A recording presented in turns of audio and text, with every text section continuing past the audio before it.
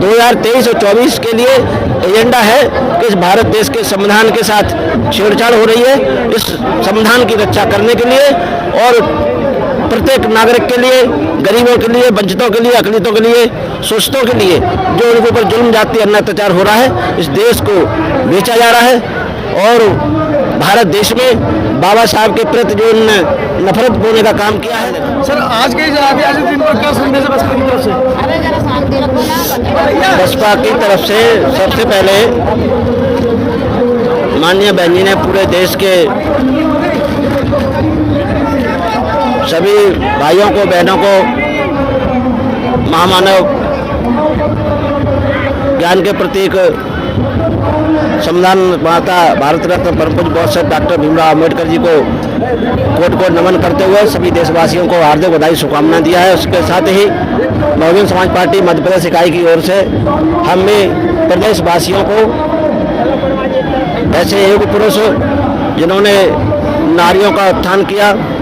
और दबे कुचले शोषित पीड़ित समाज को मान सम्मान के साथ सिर ऊंचा करके जीना सिखाया, ऐसे महापुरुष बौद्ध सत्य परम पूज्य बाबा साहब डॉक्टर भीमराव अम्बेडकर जी को बहुजन समाज पार्टी इकाई मध्य प्रदेश की ओर से हम सभी प्रदेशवासियों को हार्दिक शुभकामनाएं देते हैं, उनकी मंगल कामनाएं करते हैं और उनसे उम्मीद करते हैं कि इस 2023 चुनावी वर्ष में ऐसे महापुरुष को अगर हम सच्ची श्रद्धांजलि देना चाहें, उनके इस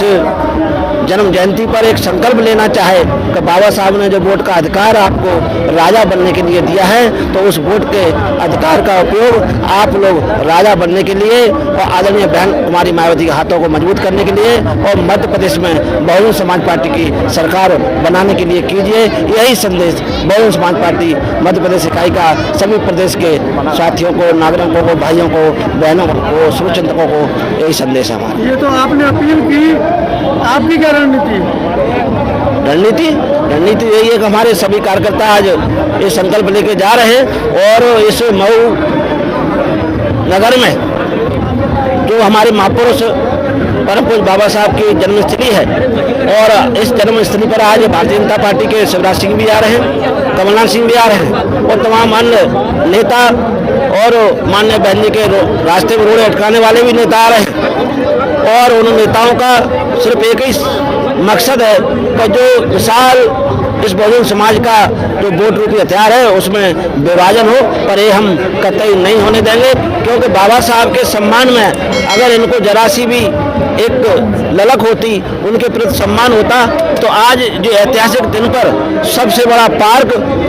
ऐतिहासिक पार्क बाबा साहब का इस इंदौर जिले के मऊ छावनी में होता है, जो कि ऐसा इतना बड़ा पार्क इन्होंने नहीं बनाया है। और जबकि वही माननीय बहन जी की सरकार में उत्तर प्रदेश में सबसे बड़ा पार्क लखनऊ में बनाया गया है। ये दिखाता है कि भारतीय जनता पार्टी, कांग्रेस पार्टी की सोच और बहुजन समाज पार्टी की सोच में इन महापुरुषों के आदर मान सम्मान में कितना फर्क है। किस एजेंडे को लेकर 2024 के चुनाव में कूदेंगे? 2023 और 24 के लिए एजेंडा है कि इस भारत देश के संविधान के साथ छेड़छाड़ हो रही है, इस संविधान की रक्षा करने के लिए और प्रत्येक नागरिक के लिए, गरीबों के लिए, वंचितों के लिए, अकलितों के लिए, शोषितों के लिए जो उनके ऊपर जुल्म जाति अन्याय अत्याचार हो रहा है, इस देश को बेचा जा रहा है। और भारत देश में बाबा साहब के प्रति जो नफरत बोने का काम किया है कि आज बाबा साहब की जयंती पर ये लोग इकट्ठे भी हो रहे हैं। और आप देख लो मध्य प्रदेश के अंदर ही अभी 2-3 दिन पहले की घटना है कि ग्वालियर में सौजना गांव में बाबा साहब के स्टैचू को इन्होंने तोड़कर और उसको हटवा दिया पुलिस के द्वारा। अभी आप देख लो सतना में, मैयर में बाबा साहब के स्टैचू को इन्होंने खंडित करवा दिया। भारतीय जनता पार्टी की सरकार है, कानून के आगे किसी को कोई अनुशासनहीनता करने की हिम्मत नहीं होती है, पर भारतीय जनता पार्टी की सरकार में ऐसा हो रहा है, तो इनकी दोहरा चरित्र है वो सबके सामने आएगा। बहुजन समाज पार्टी अपने सभी साथियों से अपील और निवेदन करती है, ऐसे दोहरे चरित्रधारियों को आप लोग पहचाने और आदरणीय बहन कुमारी मायावती के अक्षर से पालन करते हुए हमको उनके हाथों को इस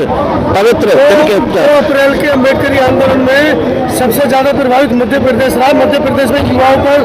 FIR सबसे ज्यादा हुई उत्तर प्रदेश के मुकाबले। क्या उनके बारे में आपका एजेंडा है? क्या उनके बारे में कहना है? बहुजन समाज पार्टी का एजेंडा बिल्कुल साफ है कि 2 अप्रैल 2018 में जिस तरीके से भारतीय जनता पार्टी ने बेकसूर नौजवान भाइयों पर, जिन्होंने इस देश के SC/ST का जो एक्ट के बदलाव के विरोध में जो जन सैलाब जन आक्रोश उमड़ा था और उन्होंने शांतिप्रिय लोकतांत्रिक तरीके से संवैधानिक तरीके से अपनी बात को सुप्रीम कोर्ट महामहिम के सामने और सरकार के सामने रखने का प्रयास किया था, पर इस गैर मानवतावादी जातिवादी सरकार ने देशभाव रखते हुए उनके ऊपर 2 अप्रैल 2018 में संगीन धाराओं में मुकदमे दर्ज किए और इसमें खिलवाड़ करने का सबसे ज़्यादा और काम किया तो कांग्रेस पार्टी ने किया। उन्होंने कहा कि हमारी सरकार बनेगी तो हम इन केसों को वापस लेंगे, तो उन्होंने भी 15 महीने की सरकार चलाई, केस वापस नहीं हुए। भारतीय जनता पार्टी की सरकार अभी है, केस वापस नहीं हुए। इन 2 अप्रैल 2018 के लिए बहुजन समाज पार्टी का संदेश स्पष्ट और साफ है कि जिस दिन बहुजन समाज पार्टी की सरकार होगी और शपथ होगी, पहले दिन ही 2 अप्रैल 2018 के केस वापस होंगे और साथ ही जो पिछड़े वर्ग की 27% की मांग इस प्रदेश में बड़े पैमाने पर गूंज रही है, उस मांग को भी हम लोग समर्थन करते हुए 27% आरक्षण पिछड़े वर्ग को भी देने का काम करेंगे। धन्यवाद।